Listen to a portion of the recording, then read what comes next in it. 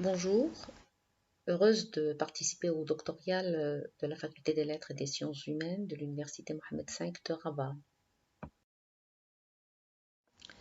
Le séminaire de phonologie et morphologie du langage s'inscrit dans le cadre du courant générativiste, soit le courant théorique qui a connu l'évolution la plus marquée en phonologie et en morphologie depuis les années 80.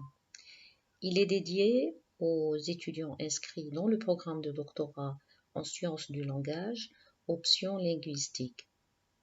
Plus particulièrement, cet exposé s'adresse aux jeunes chercheurs qui s'intéressent et étudient les phénomènes linguistiques en relation étroite avec les variations et les alternances phonologiques et morphologiques qu'on peut trouver dans les langues naturelles. Les doctorants qui étudient les faits de langue d'un point de vue phonologique et morphologique devraient obligatoirement avoir comme prérequis la connaissance approfondie des concepts et notions de base de la phonologie, tels que les représentations linéaires, par exemple les matrices de traits distinctifs, et les représentations multilinéaires, telles que la structure interne des phonèmes, la syllabe hiérarchisée, les unités de temps, la structure métrique, etc., ainsi que la notion de marque, la notion d'abstraction, la sous-spécification et aussi les contraintes sur les représentations. Par exemple, les principes, ce qui est commun à toutes les langues, et les paramètres, ce qui explique la variation entre les langues. Il faut savoir aussi qu'un certain nombre de concepts théoriques proposés par l'école de Prague, notamment Trubetskoy et Jacobson, ont été repris et réadaptés en phonologie générative. Parmi ces concepts, on retient la syllabe, la mort, la marque, les traits binaires et la notion d'autosegment. Ce séminaire a pour objectif de guider les jeunes chercheurs dans leurs recherches et l'élaboration de leur thèse de doctorat, de les amener à prendre conscience de l'importance d'une formation théorique globale et à adopter certaines stratégies d'évitement d'erreurs de structure et d'économie de temps. Cet exposé s'articule autour de 4 axes qui posent souvent des difficultés aux jeunes chercheurs en ce qui concerne l'organisation, la gestion du temps et l'utilisation du cadre théorique. Les axes traités ici sont la revue de littérature, le cadre théorique, l'étape analyse et la conclusion générale de la thèse. Dans la revue de littérature, nous allons voir à quoi elle sert et comment est-ce qu'elle devrait être organisée. Le cadre théorique porte sur l'importance d'une formation solide et globale et le fait que le jeune chercheur doit être suffisamment outillé pour acquérir la capacité d'expliquer un contexte théorique. L'étape analyse concerne le type de raisonnement choisi, l'exploitation des données, l'explication théorique, l'argumentation scientifique, la pertinence et l'originalité de l'approche adoptée. Quant à la conclusion, elle porte sur quel contenu elle devrait avoir et comment est-ce qu'elle devrait être organisée. La revue de littérature est composée de 2 sections.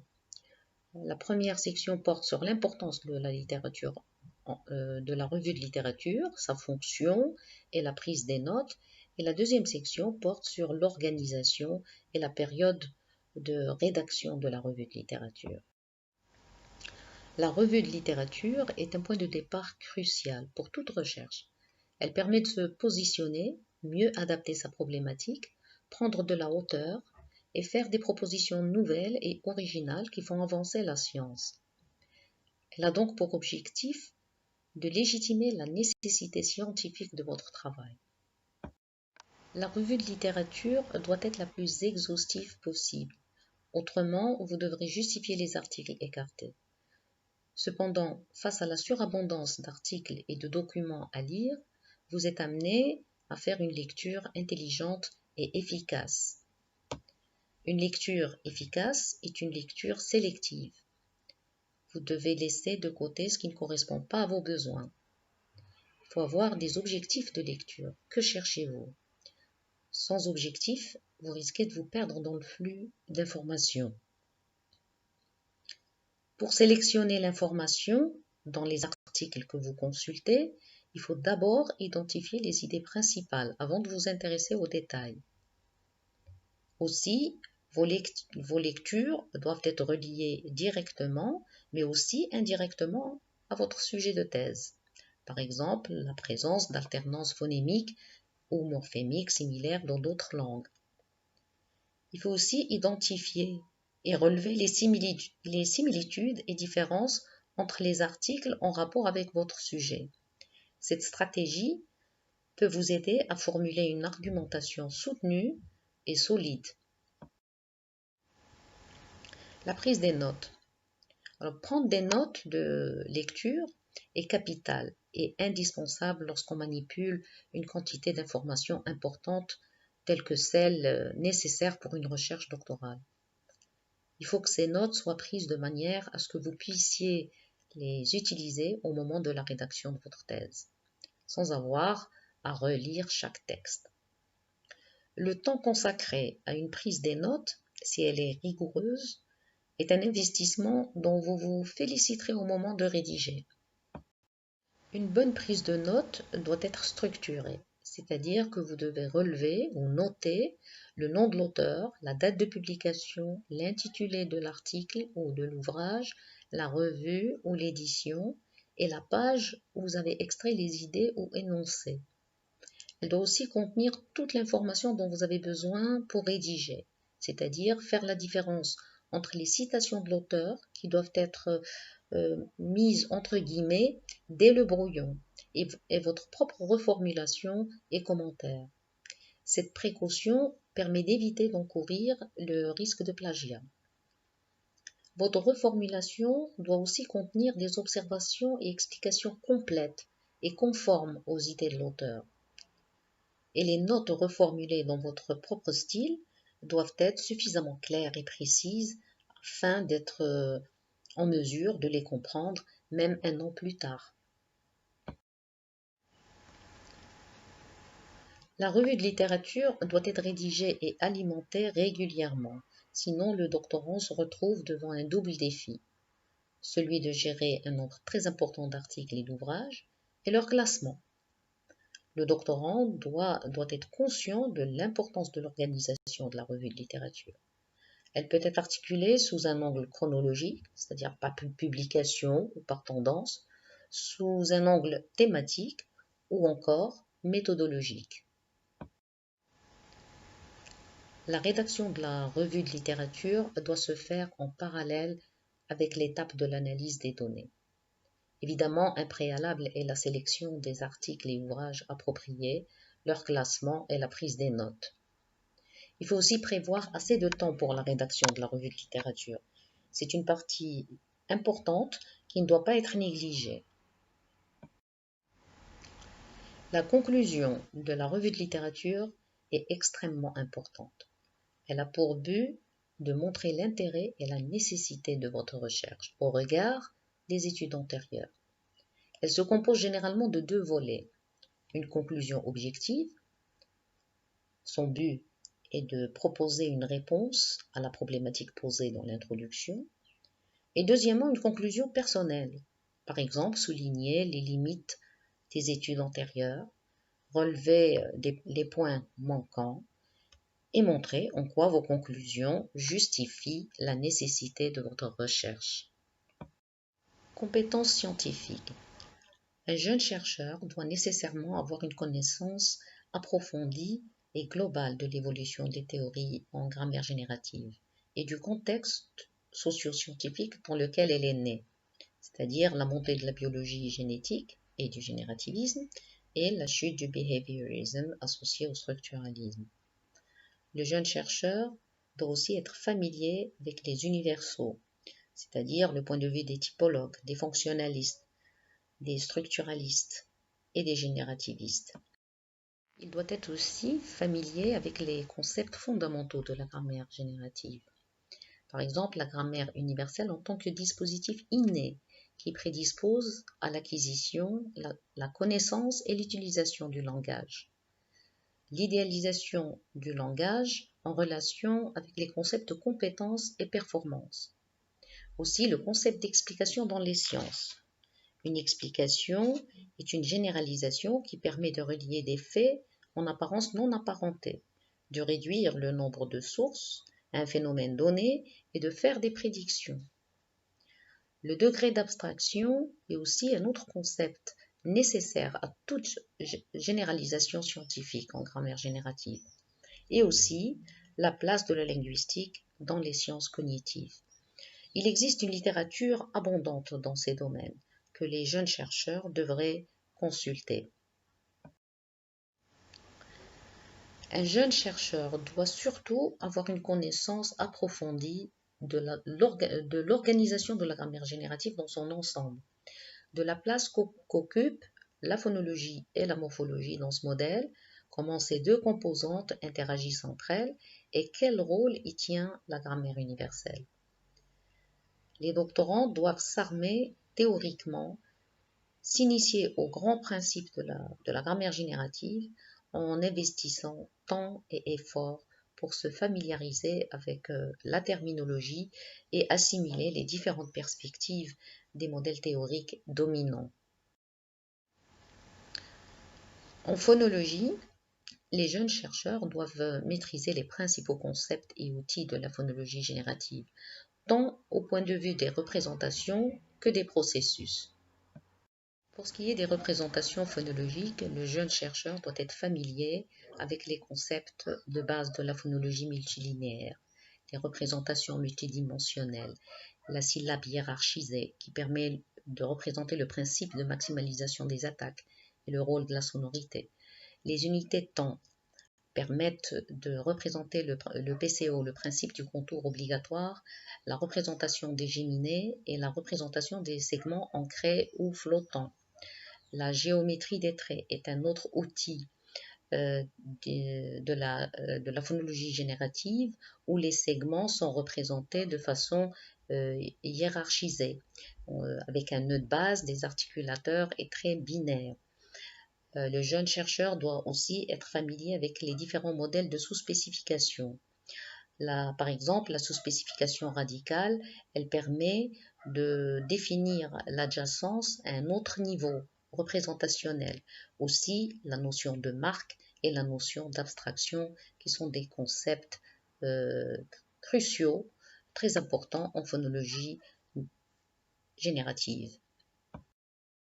Pour ce qui est des processus phonologiques tels que l'assimilation, l'harmonie, l'insertion, l'élision, l'affrication et autres, le jeune chercheur doit savoir que de tels processus sont généralement aisément expliqués dans les modèles qui recourent aux contraintes et réglages paramétriques, c'est-à-dire les contraintes phonologiques universelles, lesquelles relèvent de la faculté du langage inné chez tous les êtres humains, et les contraintes paramétriques qui sont spécifiques à une langue particulière. Le jeune chercheur doit aussi savoir que les règles en phonologie générative permettent non seulement de rendre compte des alternances phonologiques prévisibles, mais elles ont également pour but d'éliminer la redondance des représentations de base et de simplifier ainsi les grammaires, notamment la composante morphologique.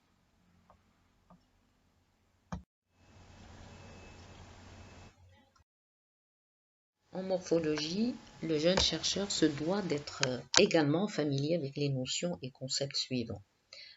Par exemple, les règles de formation de mots, les schèmes, gabarits, patrons, les niveaux de formation de mots sur le plan dérivationnel et sur le plan flexionnel, les têtes lexicales, les strates lexicales, c'est-à-dire les affixes de la strate 1 et les affixes de la strate 2.